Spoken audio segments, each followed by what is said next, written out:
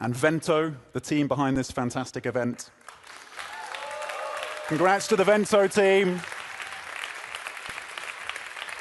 who did not tell me that I'd have to be riffing for a couple of minutes. But security is tight, and rightly so, of course. Okay.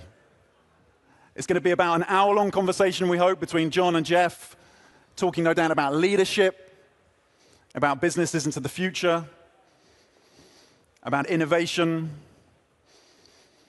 and maybe collaboration between Europe and the US on some of these key technologies. Please welcome to the stage, John Elkann and Jeff Bezos.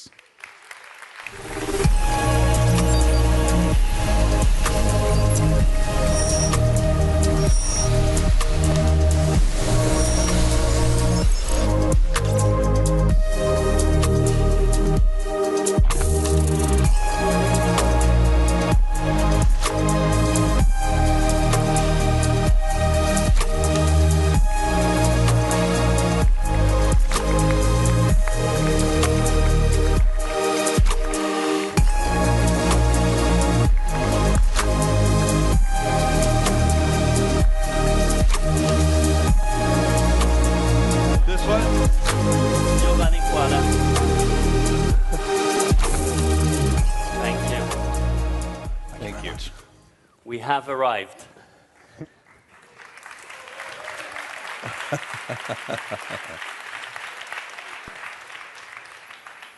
Thank you, Jeff, for being here in Torino. Last time was 2017. Yeah. And a lot has happened since. Yeah, for sure. So what you're seeing today, we really started in 2016, and it was very much driven by trying to see how we could, in Italy and in Turin, be more entrepreneurial and be more attuned with technologies of today and of tomorrow. And since then, if you look over the last decade in Europe, you've had investments going from 45 billion into the tech ecosystem to 425. If you look at the programs which we've been involved, like Vento, who came out from that 2016 period. We've now invested in many companies with Italian founders in Italy and outside, of which one B has just been acquired by Amazon, so thank you. Thank you. And the event that was started in 2018, 100 people, now we have 15,000, and we could have had more, but we're constrained by capacity, and this has very much been driven by Diala and all the team that have made it possible to be here today. Amazing. Amazing. Very cool. All of this to say that there's a huge amount of optimism. The president of the European Commission, Ursula von der Leyen, was very strong about why it's important to be optimistic. What do you think? Well, first of all, I get a weak need around entrepreneurs. I just love entrepreneurs, and I always have. I like missionary entrepreneurs, people who are, they're doing it because there's something about the mission that they just can't not do it. They're so passionate about it. And I'm guessing that this room is full of such people. And I think you should be very optimistic. In fact, entrepreneurs need to be optimistic almost to the point of delusion. You need to be right there. There's this, you maybe remember the great John F. Kennedy speech about going to the moon and other things. He says, we do these things not because they are easy, but because they are hard. But I've always thought that for entrepreneurs, it should be a little different. We do these things not because they are easy, but because we thought they were going to be easy. So that's a useful attitude for entrepreneurs. And Europe, you hear these things about Europe that it's not enough dynamism in Europe, there's too many regulations in Europe. Let me assure you, there are plenty of regulations everywhere, and what you need is that can-do attitude, that entrepreneurial attitude. That's what drives people to success, and Europe has all of the ingredients they need to be a dynamic, entrepreneurial, just a huge success. And you can tell it So just you from the can- people in this room. Do you agree?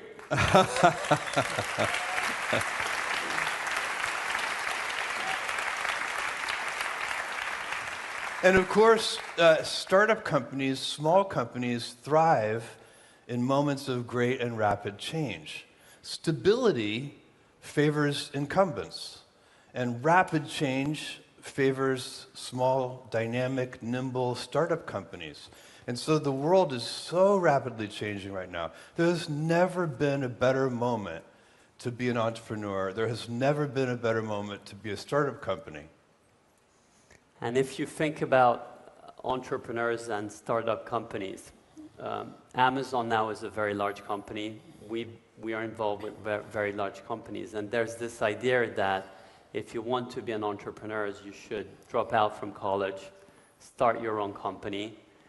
Whilst if I look at my own experience, luckily I did not drop out from college and start my own company when I was studying engineering here, and I ended up working for a very large company back then, which was General Electric, where I did learn how to work, where I had colleagues from many different places who had a lot to teach me.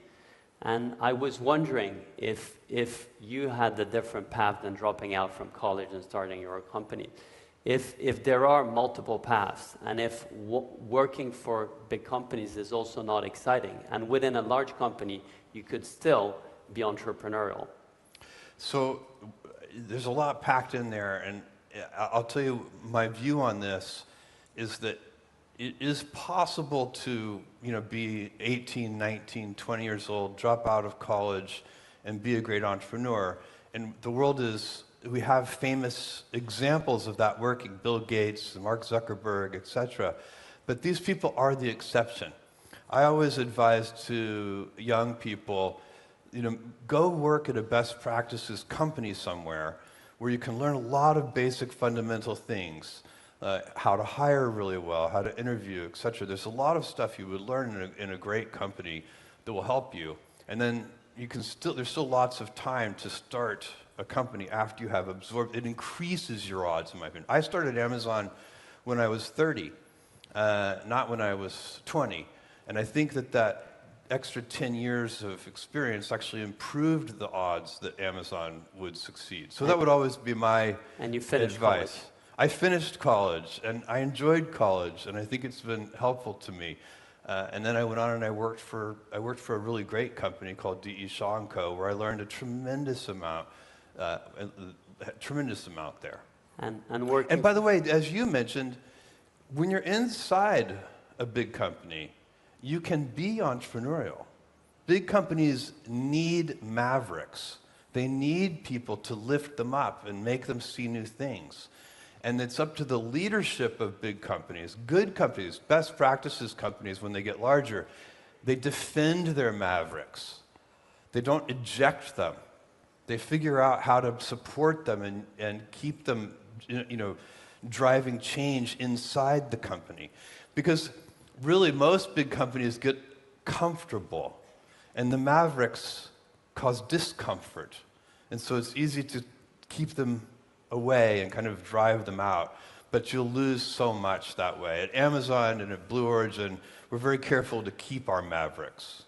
And I think this is really important, Jeff, because what we're trying to do here is show the future, both from new companies who start, but companies also who transform and evolve. Yeah. And being clear that working for our companies, for Amazon, for Stellantis, for Blue Origin, for Ferrari, for CNH, is exciting. Yeah, And there are gigantic opportunities inside those companies. And you can also, on the back of that, and on the back of that experience, start companies that you would have had more difficulty in imagining if you started from scratch. And I think that's important to share this experience with all of you. And among the experiences that also I felt was important and being more personal, one of the similitudes that Jeff and I have is we have had the fortune of having a very loving family, and among our loving family, we had very strong relationships with our grandparents. And particularly, we had grandfathers who had a big influence in what we did. So I had a grandfather, he was very young, 56 years old, and he spent a lot of time with us. And he really was able to do two things which have been very meaningful for me. On one side, always try and stimulate curiosity. And the way he would do that was always asking questions of what we'd think. And it's quite rare that children get asked what they think. And in any different situation, if we go to a museum or if we'd meet someone, or if he'd always be interested and that stimulation of curiosity. And the second thing is responsibility. Since very young, he really would want us to make choices. And choices could be like, he liked to watch movies, had a very, very short attention span. So if the movie wasn't good, 5 minutes, it was gone. If you go half the way to the movie, that was success. And so we always had to choose the movie he would see.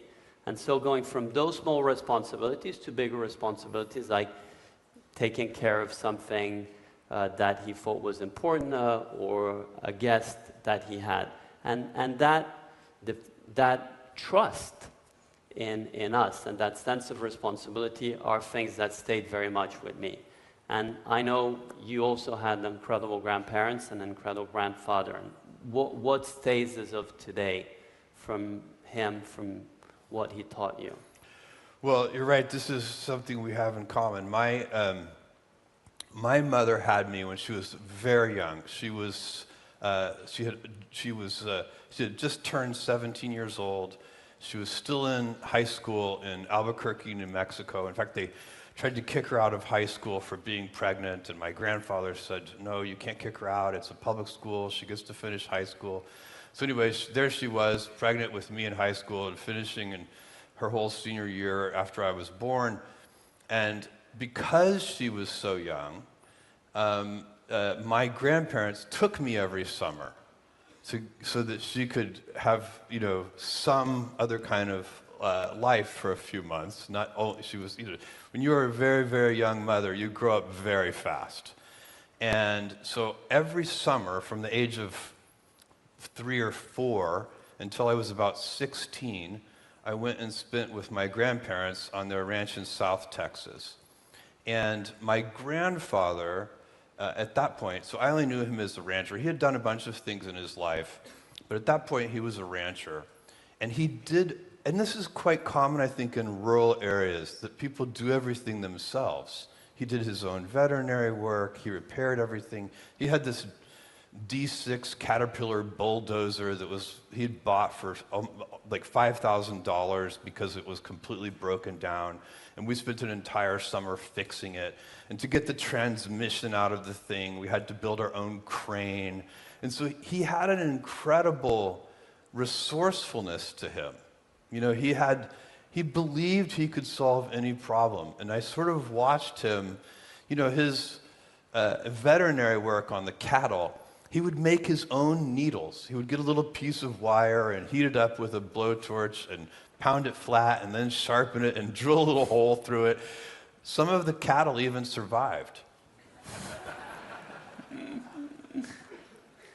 And I remember a very meaningful lesson that he gave you when you were in the car with your grandmother who used to smoke. Oh yes, that was a very formative moment for me. And I thought I was a very smart little kid. I was very confident.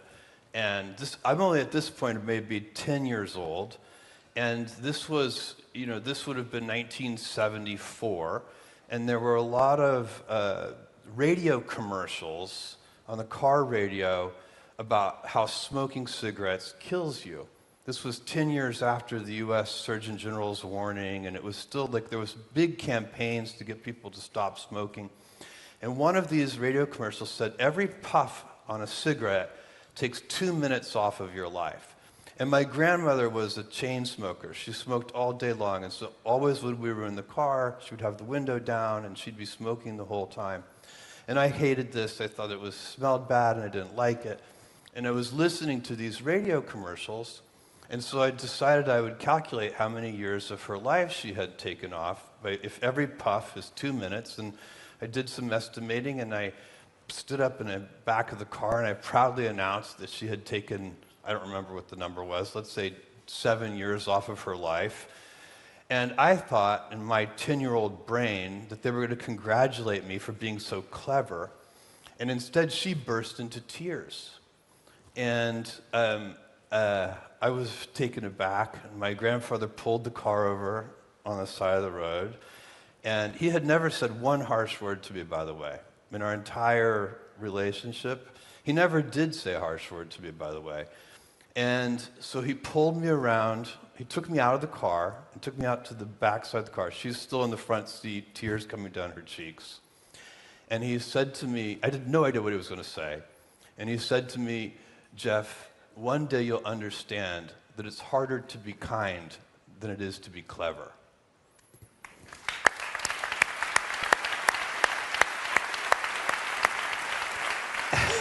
And the reason I think this is a very meaningful lesson is because there's this idea that technology is clever but not kind. Yeah. And in some ways, it's a choice. Mm-hmm. And technology is just a tool that one can use. That's right. And you need to be clever to make technology, but you can be kind in applying it. Yeah. And I do think that for most of all, you should also feel very at ease, not only in being clever, but equally being kind in what you do. Yeah. And the demonstration of what you've built and what Amazon is doing, and in similar ways, different conversations over the years we've had of this idea that business is a harsh environment, there's a very important humane side of it. Yes. And then what we do is really we put technology and cleverness to the service of others. Mm-hmm. And you can do that in a way which is kind and valuable. Yes. And I think long-term thinking squares these things.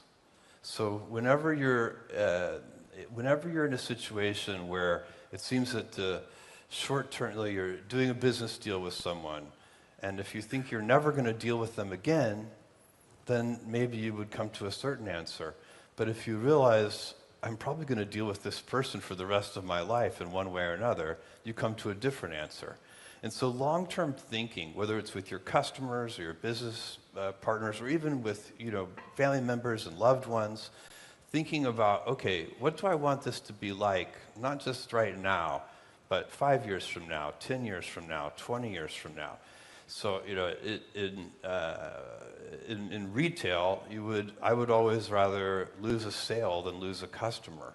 And you're thinking long term. And shareholders and customers and the business, everyone is aligned if you think out 10 or 20 years. And that is also important in moments like the ones we're living, where there's a lot of uncertainty, a lot of angst. If you just get devoured by now, you'll lose the optimism for tomorrow. And I do feel that if you do look at long term, and if you think on decades rather than months, yes, what matters today is important for 10 years. Yes. And if you have that idea that 10 years things will be better and that we will have made progress, it helps today, and it does relieve a lot of angst. It also helps you decide what to focus on. So if, in a world that's rapidly changing, and because of AI and all the technologies we have and the dynamism in the world, so many things are changing, and they're changing so rapidly. So if you think long term, it forces you to think, what are the points of stability? What is not going to change? And one of the things that changes very slowly is customer needs. And so you can build a strategy around customer needs that will have durability. It will be durable in time. So an example, Amazon is that customers like fast deliveries. And so you would never expect 10 years from now, it would be impossible to imagine a customer saying, I love Amazon, I just wish you delivered a little more slowly. Or, I love Amazon, I just wish your prices were a little higher. Or, at Blue Origin, I love your rockets, but I just wish they were a little less reliable. Or, and so you can, these ideas, these big ideas that are customer-based, they start with the customer. It's an idea that is in the customer's brain. Those are the ones, because human nature doesn't change rapidly. And so what we as customers want tends to change slowly. And if you base your energies and direction and strategies and tactics, everything that makes a company effective around those customer needs, then you can change the details of how you get there all the time, because the world is changing so rapidly. The technologies will change, your competitive set will change. Everything will change except those needs.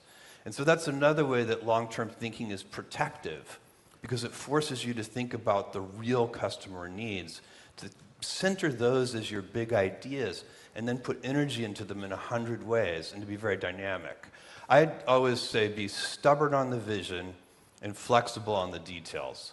And you have to be, because the world is changing, and you change your mind. I've noticed that people who are right a lot change their mind a lot. People who are wrong a lot are very stubborn on the details. And that is also self-awareness of how reality is, rather than how one would want it to be. This is so true. You know who's undefeated? Reality. Reality wins every time. It's completely undefeated. Yeah. And I think this is really important, particularly to who is starting their careers, to make sure that that reality is really key in what you do. And the other part that I think is really valuable, Jeff, and today we wanted to speak about dreams and to be able to be dreaming and be building. And sometimes you just dream, but you're not able to build. Other times you just build, but can't dream. And a lot of people know you as a founder, as a builder, but the reality, and I've been fortunate to know part of that reality well, is the inventor. And Amazon was an invention. Mm-hmm.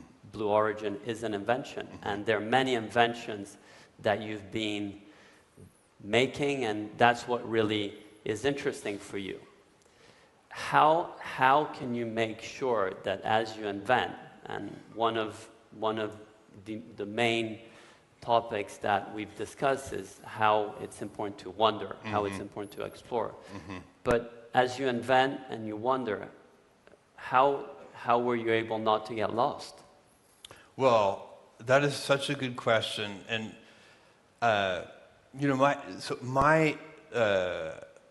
really my best thing, my favorite thing, is to be with a small group of people with a big whiteboard in front of me and inventing. I am an inventor. This is my fundamental nature.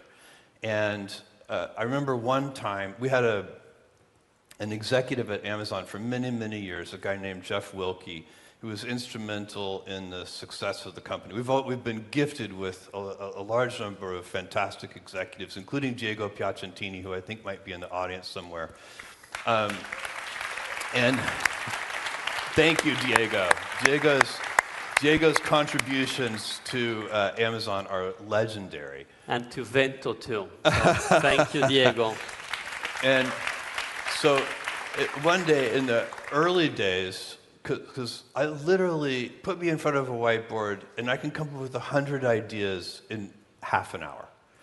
And early in Amazon's history, Jeff Wilke came to me one day. He worked for Amazon for a quarter of a century, but this is when he probably knew me only for a year. And he said, Jeff, you have enough ideas to destroy Amazon. And this was such a shocking idea for me. As a founder, I had the great luxury of always being able to hire my tutors. They would hire these experienced senior executives, brilliant people like Diego and Jeff Wilkie, and there were several others too. And I would listen to them, and they would teach me. And Jeff said, you have enough ideas per minute, per day, per week to destroy Amazon. I was like, what do you mean? He's like, you have to release the work at the right rate that the organization can accept it. And he was a manufacturing expert, and so his view of the world was every time I released an idea, I was creating a backlog, a queue, work in process. And because it was just stacking up, it was adding no value, and in fact, it was creating distraction. And so he said, look, you have to figure out when to release these new ideas at a rate that the organization can accept them. And this sounds so obvious, but it was not obvious at the time to me. And this was a profound insight for me. And so I started prioritizing the ideas better, keeping lists of them, keeping them to myself until the organization was ready for the ideas. And then I also started figuring out, how can I build an organization that can be ready for more ideas? That's about having the right senior team and the right leadership and getting those people the executive bandwidth so that they could do more ideas per unit time. And so, and that is what we built. We built a company that's very good at inventing and doing more than one thing at a time. And you do want to build, as the company gets bigger, you do want to be able to do more than one thing at a time. But that idea of releasing the work was very profound for me. And it made us operationally more effective while still being inventive. And you think you're a better inventor on the back of that? So the actual inventions that... Probably, because it also forces you, if you are releasing the ideas at their time, it forces you to prioritize them better. You end up sharpening the ideas better. And so, yeah, it probably does. But you have to wander. Thank you. Wandering, just one more thing on wandering. Wandering is so important because wandering is a kind of humility. So sometimes when people think about, how much should I wander? Wandering sounds so inefficient. But the only way to go straight to your destination is if you know where you're going. And sometimes you know where you're going, but sometimes you don't. And so wandering is that acknowledgement that in life and in business and in exploration and in invention, in building a company, a lot of the time you can see the mountaintop, but you can't see the trail. And you have to explore, and you have to wander. It may feel very inefficient, but it's actually very valuable. And it's really a recognition, it's a humility that you don't know where you're going.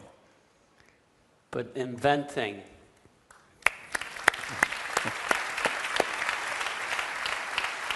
But inventing has a dose that is not efficient. And it does require time to get ideas, to learn. Yes. To dream. Yes. On the other hand, you need to be efficient once you start building that. That's right. And iterate. These are different things for different times. Sometimes when you know where you're going, yes, you should be very efficient. So how to put it in harmony and not balancing. And I know you don't like to balance. Right. And so how can you put in harmony the dream side and the build side? And by the way, just to fill that out a little, I don't love the word balance because it implies a trade-off. Like I've often had people ask me, how do you deal with work-life balance? And I'll say, I like work-life harmony. Because if you're happy at home, you'll be better at work. If you're better at work, you'll be better at home. These things go together. No trade-off. It's not a strict trade-off. And it's true, I think, for exploration, but also determined execution. You just need to do both, and they actually do feed each other. It's the things that come out of execution gives you new data, new ideas about what the next step should be in your exploration. So the two things don't work against each other. They work together. And how...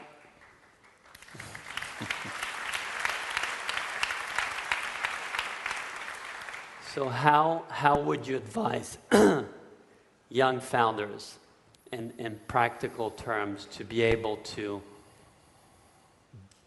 be in harmony with both? The touchstone, the thing you always go back to, is those customer needs.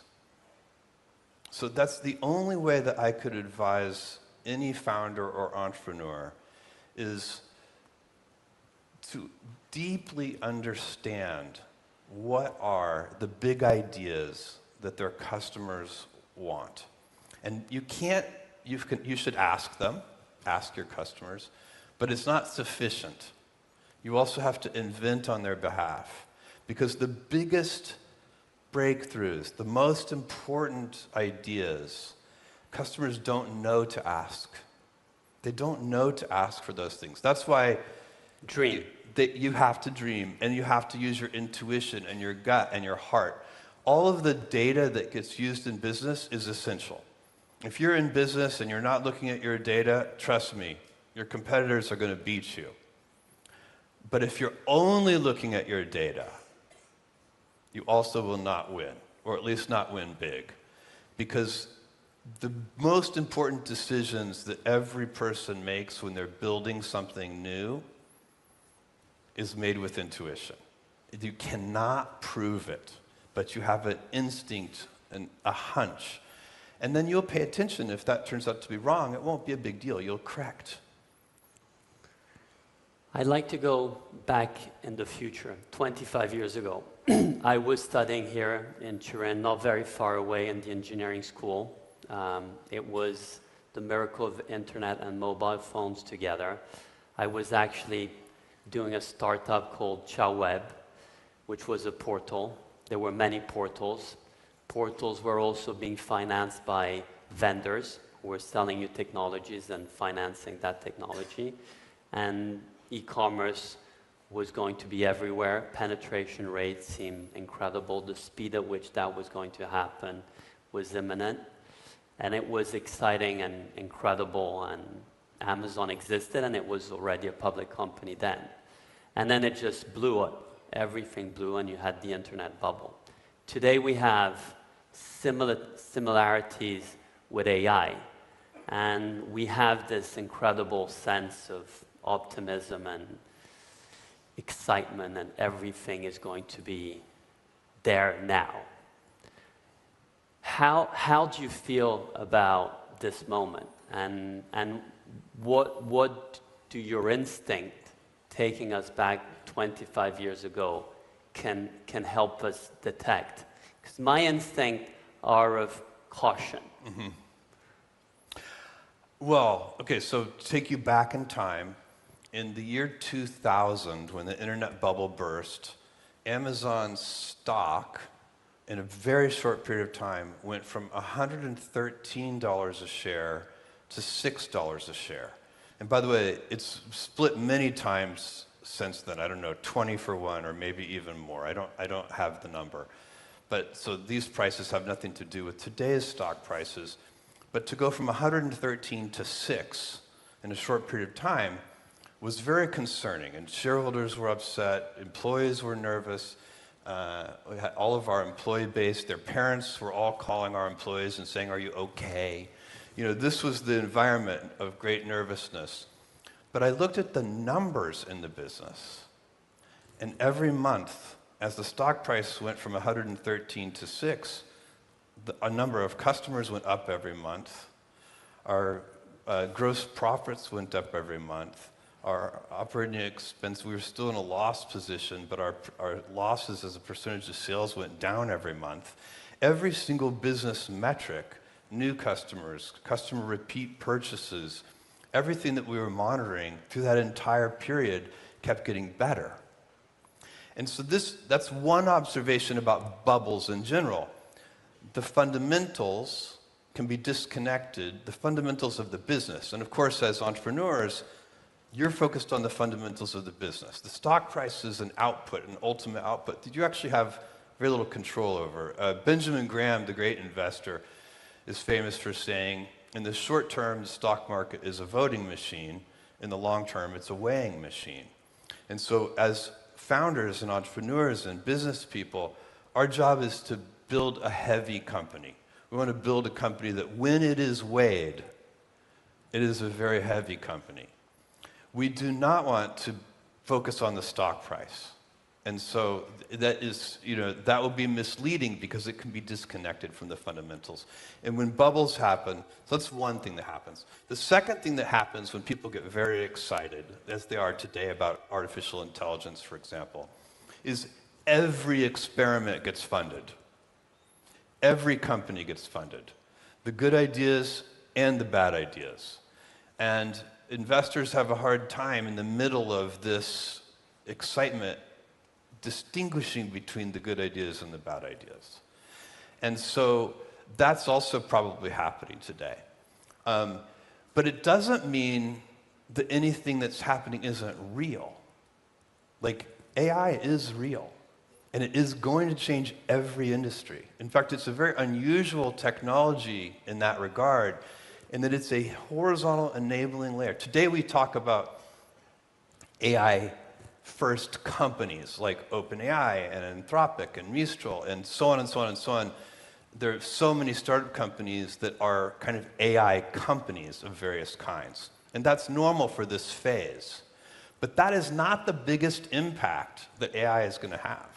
The biggest impact that AI is going to have is it is going to affect every company in the world. It is going to make their quality go up and their productivity go up. By every company, I literally mean every company, every manufacturing company, every hotel, every, consumer products company, et cetera, et cetera, et cetera. And so that is hard to fathom, but it's real. There is no doubt. We don't know how long it will take exactly. We don't know how quickly that transition will occur. And it'll probably occur at different rates in different industries. But that is very real. Now, what the stock market does, which is when we think of bubbles, we think of valuations and market caps and things like this, and how many billions of dollars are being invested in these 6 people at a $20 billion valuation, even though they just started yesterday, right? That's very unusual behavior. Investors don't usually give a team of 6 people a couple of $1 billion with no product. It's rare, and that's happening today. But the great thing about industrial bubbles, this is a kind of industrial bubble, as opposed to financial bubbles, and I'll tell you what I mean by that. If you go back, like the 90s had a biotech bubble, and there were a bunch of pharma startup companies that were designing drugs and using new techniques, and the world got very excited. The investment world got very excited. As a group, they all lost money, but we did get a couple of life-saving drugs. A bubble like a banking bubble, the crisis in the banking system, that's just bad. That's like 2008. And so those bubbles society wants to avoid. The ones that are industrial are not nearly as bad. They could even be good, because when the dust settles and you see who are the winners, society benefits from those inventions. They still get those life-saving drugs. And that's what's going to happen here, too. This is real. The benefits to society from AI are going to be gigantic. And if we go back 25 years ago, when the internet was in that bubblish moment, no one would have predicted a lot of the industrial benefits of that industrial bubble. And the fiber, huge investments that were put in infrastructure. It's a perfect example. That all of that fiber optic cable that got laid, and by the way, the companies who laid all that cable went out of business. They literally went bankrupt. But the fiber optic cable was still there, and we got to use it. And the telco companies who owned the customers and who had a very strong moat ended up not being the companies that emerged. That's right.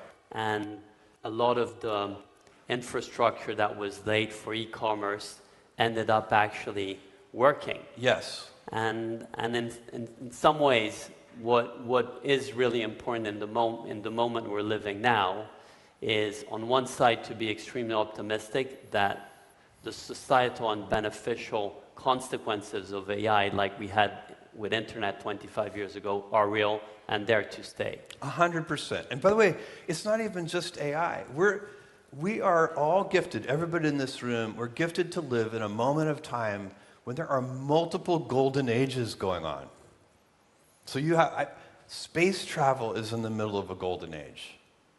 AI, and AI is several different things, by the way, middle of a golden age. Robotics, middle of a golden age. It's extraordinary.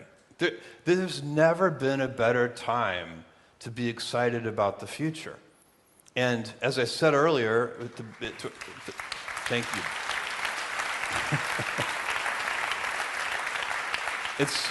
This rapid rate of change is fantastic for entrepreneurs.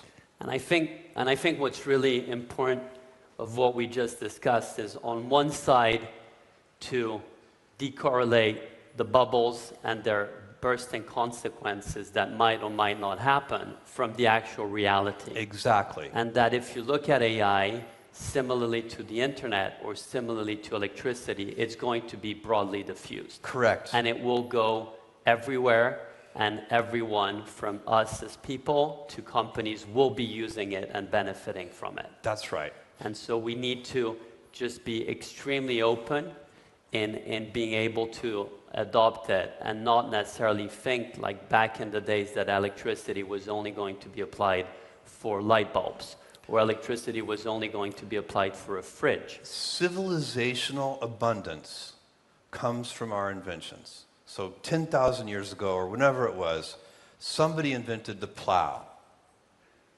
and we all got richer. And that's what happens. One step at a time, we build tools, and the tools increase. I'm talking about all of civilization. These tools increase our abundance. And that pattern will continue, and AI is a gigantic part of that. Space travel is going to be a big part of that. I don't see how anybody can be discouraged who is alive right now. And as we come to a conclusion of this talk, though I would have enjoyed to continue it for much longer, Jeff, the future we have ahead, and as you said, we should be very encouraged by its future. And we had during these days a lot of what's happening, which is at the intersection of software and hardware, or at the intersections of bits and atoms. And we had here one of our companies, CNH, the CEO Garrett spoke about tech and iron, agriculture equipment, and how that's becoming very different, and somehow these are becoming robots. Yeah. Cars, we had Archer company we're associated, and how cars are becoming flying cars. The reality is, my daughter Vita, who's here, was very disappointed when I showed her a flying car, which is a child of a helicopter and a drone, and it's not actually a car that then flies, but it will happen.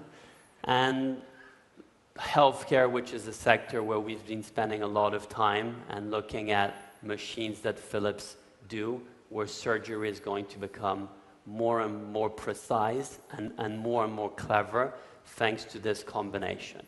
We are in Turin, which not only has its roots in cars and automotive, but also in aviation and space. Because from the engines that were applied to cars and multiple machines, trucks, agricultural equipment, they also went in planes and ultimately on rockets. And combustion will stay on rockets. Yeah. And we have a very strong base here in Turin, a lot of companies, a lot of excitement. You're spending a huge amount of time in Blue Origin. Yeah. Very few people know how hard you're working on it. And the truth is, you haven't really stepped down. On the contrary, you just went much faster forward. Can you tell us a little bit about how the world looks like 10, 50 years from now? Well, so I am working very hard on Blue Origin. I'm working very hard on AI. I'm the least retired person in the world, and I will never retire because work is too much fun. It will never happen. And Lauren is, you're for it. She knows it makes me happy. And so look, Blue Origin, we're at the end of this month, or maybe the first week in November, we're going to launch our New Glenn vehicle, and we're sending NASA's Escapade satellite into orbit around Mars. So that's about to happen. We are building a lunar lander that is going to land on the moon here in just a few years, and also very exciting. It's hydrogen powered. We developed being 20-degree Kelvin, very, very cold, 20 degrees above absolute zero, 20-degree Kelvin electric-powered, solar-powered cryocoolers so that we can keep liquid hydrogen liquid and have it be a storable propellant in space. This is very hard to do. We already have made amazing progress on it because hydrogen is the highest performing fuel for rocketry, for space travel, but it has this problem that it has to be kept so cold that historically it hasn't been able to be used on deep space missions because it just boils away. So we're solving that problem, making hydrogen a storable fuel. We are doing R&D into how to build solar cells from lunar regolith on the surface of the moon. Because if you're going to go to the moon and stay on the moon, you need to be using the resources of the moon. You need to be harvesting the moon to make that cost effective. So the moon will be a launch pad. The moon is a gift from the universe. It's so close to Earth. It's only 3.5 days away. We can launch and get to the moon anytime. Unfortunately, to get to other planetary bodies, they have very rare launch windows. Mars, you can go to Mars once every 26 months or so. And so the moon is really a gift, and it has a very low gravitational field, only 1/6 of Earth's, which means it takes about 30 times less energy to lift a kilogram of mass off the moon than it does to lift it off the Earth. So we can use the moon as a rocket fuel depot to go to the rest of the solar system. One of the things that's going to happen in the next, it's hard to know exactly when, it's 10 plus years, but I bet it's not more than 20 years. We're going to start building these giant gigawatt data centers in space. So these giant training clusters, those will be better built in space because we have solar power there 24/7, and the solar power there are no clouds and no rain, no weather. So you can build. We will be able to beat the cost of terrestrial data centers in space in the next couple of decades. And so space will end up being one of the places that keeps making Earth better. It already has happened with weather satellites. It's already happened with communication satellites. The next step is going to be data centers and then other kinds of manufacturing. And will we be able to travel on Earth faster? Yeah, I think so. Eventually, this is very challenging. This kind of hypersonic travel on Earth, Up and down. The point-to-point ballistic travel. It doesn't break any laws of physics. It's difficult in some ways. Rockets tend to be very noisy, so people probably don't want them like in their downtown areas. So we'll have to figure out exactly how that works. But there may be other ways of doing hypersonic travel too. So I do think that will happen. And living in space, when do you think we'll be living in space? Well, I believe we'll have in the next kind of couple of decades, I believe there will be millions of people living in space. That's how fast this is going to accelerate. It's interesting too because they'll mostly be living there because they want to. Our robotic technology is getting so good. We don't need people to live in space. Anything that we need done, if you need to do some work on the surface of the moon or anywhere else, we will be able to send robots to do that work. And that will be much more cost effective than sending humans. And if you were to advise a movie or a book of sci-fi that's, in your view, more truth to what we expect, what would that be? And I'm asking because I know you love sci-fi, and I I've been love so sci-fi. disappointed myself of seeing how you always read and see these movies and it never happens. I've read so much science fiction, just starting in that little town in South Texas where I spent my summers with my grandfather. Someone had donated his science fiction collection to the local library, which is this town of only 3,000 people. And over the course of a few summers, I read my way through that, all the classics, Asimov and Heinlein and so on. Something that I would recommend is the Culture series, only because it has such an interesting utopian take on the intersection of humanity and artificial intelligence. And I think there's so much talk about that right now. Not that this is the way it's going to be or anything, but it's just a very interesting way to think about these super intelligences. We didn't have time to talk about that, but I find so many people nervous or anxious or even a little discouraged or depressed by thinking about these coming, right now computers can easily beat us at chess. Once they can beat us at anything, do we have meaning in our lives? I think the answer to that is 100% yes. We will still have meaning in our lives. Grazie. Thank you. Thank you, Jeff. Thank you. Thank you, John.